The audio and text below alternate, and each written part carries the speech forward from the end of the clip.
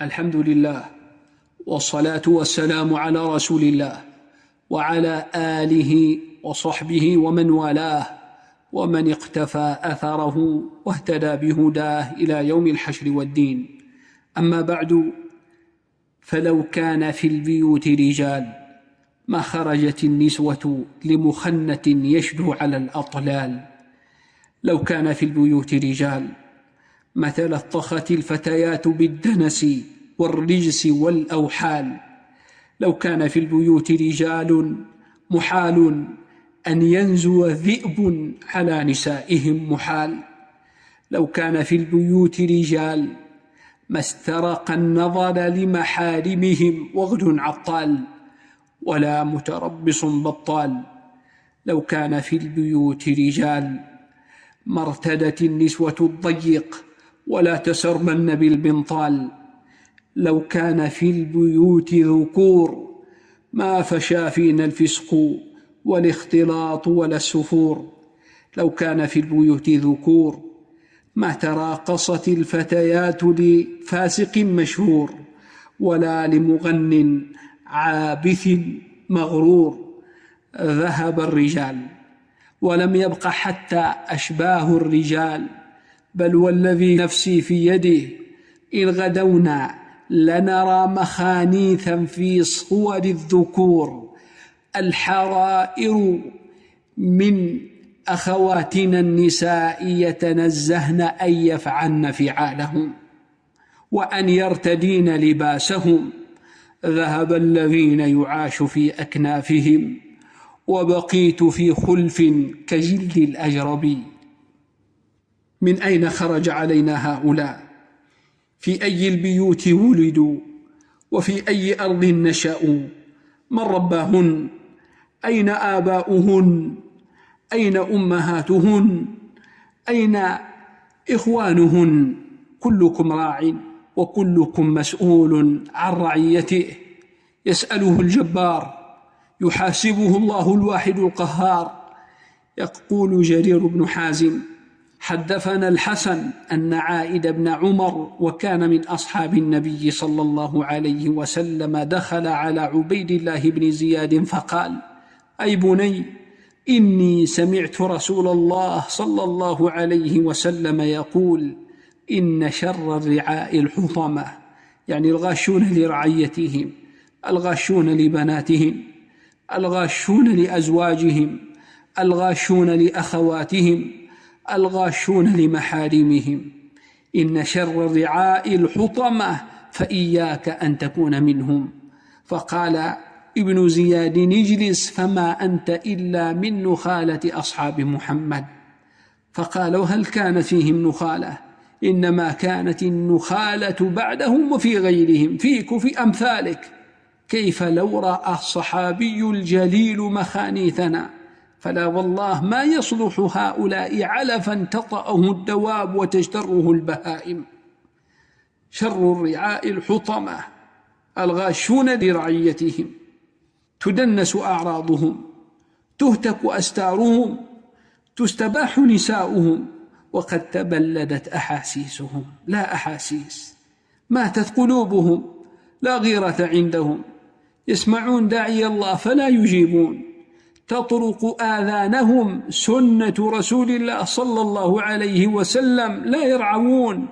لقد أسمعت لو ناديت حيا، ولكن لا حياة لمن تنادي. ولو نار نفخت بها أضاءت، ولكن أنت تنفخ في رمادي. إي والله تنفخ في رماد، تلهث وراء سراب، إلا من رحم ربك وقليل ما هم. تخاطب أقواما في أجساد رجال، لكنما قلوبهم قلوب الخنازير التي تنزل الفحول على إناثها فلا تتحرك منها شعرة. بناتهم في الحفلات، في الشواطئ، في الجامعات، في الأسواق يساحمن الرجال، كاسيات عاريات، لسن والله بعفيفات ولا مطهرات. نزعت الغيرة من قلوبهم ويسمون أنفسهم بعد ذاك رجالا.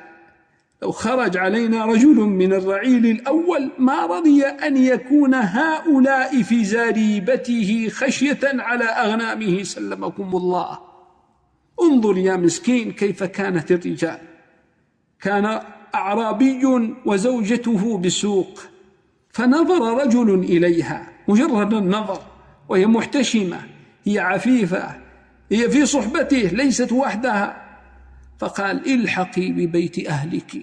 فقالت: ما نظرت إليه. قال: نعم، هو نظر إليك، الحقي ببيتك أهلك. ثم أردفها ببيتين من الشعر، فقال: إذا وقع الذباب على طعام رفعت يدي ونفسي تشتهيه، وتجتنب الأسود ولوغ ماء إذا كن الكلاب ولغن فيه.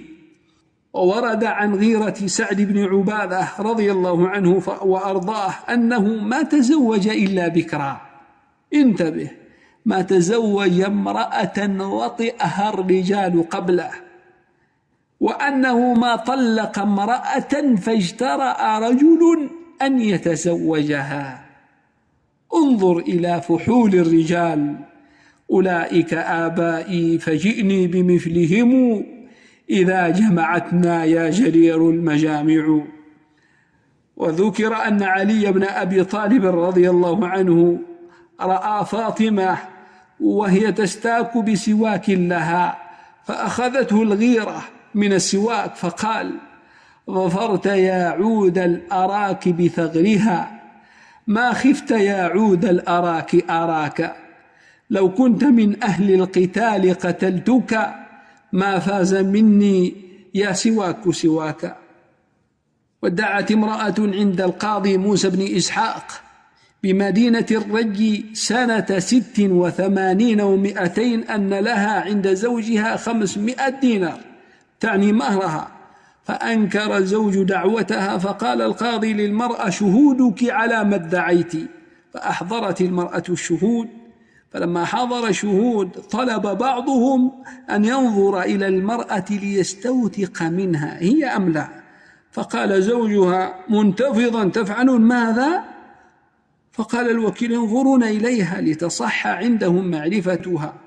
فقال الزوج: أشهد القاضي أن لها علي هذا المهر، لا تسفر عن وجهها لرجل منكم.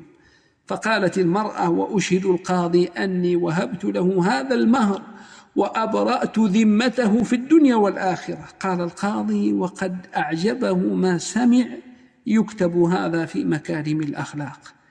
أين هي أخلاقنا؟ أين هي أعرافنا؟ أين قيمنا؟ أين مبادئنا؟ أين ما وجدنا عليه أسلافنا؟ والله لن نسلم، سلمنا الله وإياكم، لن نسلم من غضب الله سبحانه وتعالى، لن نسلم من سخط الله عز وجل، لن نسلم من شديد عذاب الله حتى ننكر جميعا هذه المنكرات الموبقات، كل بما آتاه الله سبحانه.